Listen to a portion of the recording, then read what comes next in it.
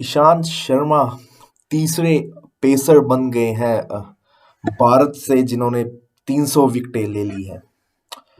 तो बहुत ही बड़ा दिन ईशांत शर्मा के लिए।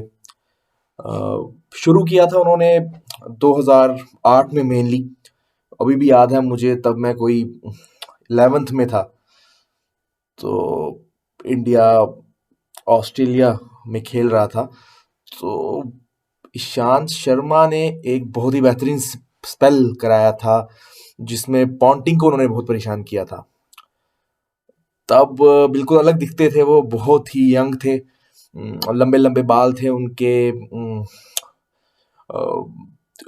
150 की स्पीड छू जाते थे वो उस समय। और रिकी पॉन्टिंग को बहुत परेशान किया था उस टूर में। तो शुरुआत हुई थी उनकी इस तरह से। तब अनिल कुंबले कप्तानी कर रहे थे इंडिया की। तो 2008 में शायद ही किसी ने सोचा होगा कि आज से कोई 12-13 साल बाद भी हम ईशांत शर्मा को वही इंटेंसिटी के साथ दौड़ते हुए देखते आएंगे और वो 300 विकेट्स कंप्लीट ले लेंगे। तो बहुतों ने नहीं सोचा होगा वैसे उस समय, बट हाँ, ये पता लग गया था कि इस बॉलर में कुछ ना कुछ तो है।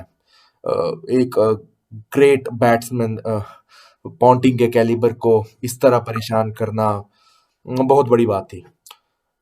तो उसके बाद वो खेलते गए और एक समय ऐसा आ गया था कि वो ओवर एग्जॉस्ट हो गए थे। उनको इतना खिला लिया गया था कि he was getting for lot of runs. उनकी लाइन लेंथ खराब हो गई थी। तो तब ऐसा लग रहा था कि अब क्या होगा आगे। तो फिर ब्रेक आया उनका कैरियर में, इंजरी भी रही बीच में।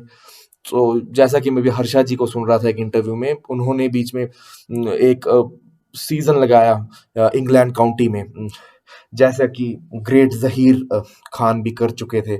और उसके बाद वो भी निखर के आए थे। बिल्कुल ही अलग जहीर खान देखने को मिले थे हमें। स्पीड रिड्यूस हो गई थी उनकी, बट बहुत सारी चीज़ें सीख ली थी उन्होंने।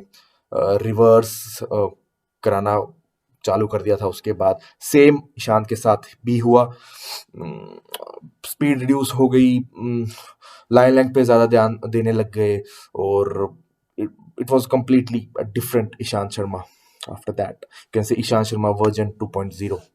सो फिर जो मेरे को उनकी एक बॉलिंग परफॉर्मेंस याद रहती है, आती है, वो लॉर्ड्स में उन्होंने जिताया इंडिया को।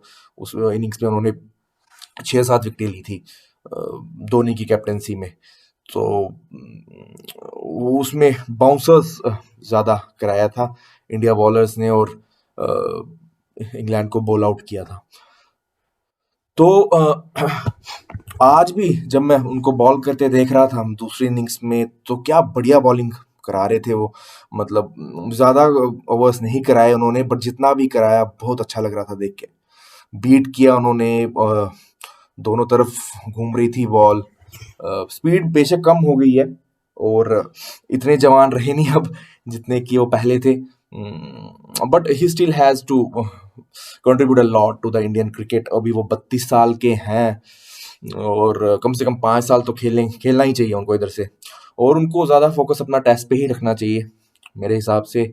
जिस तरह स्टुअर्ट ब्रॉड, जेम्स एंडरसन ने किया, तभी वो अपने कैरियर को इतना एक्सटेंड कर पाए।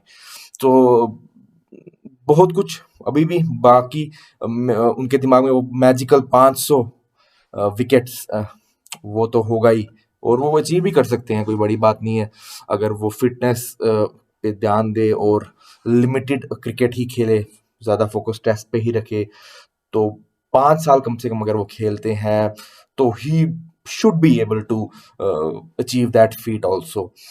सो ये टेस्ट सीरीज तो अभी बाकी है ही, but fourth coming test series जो कि इंग्लैंड में होगी वर्सेस इंग्लैंड, तो he can play a very important role in making India win that series. So, all the best to Ishant Sharma.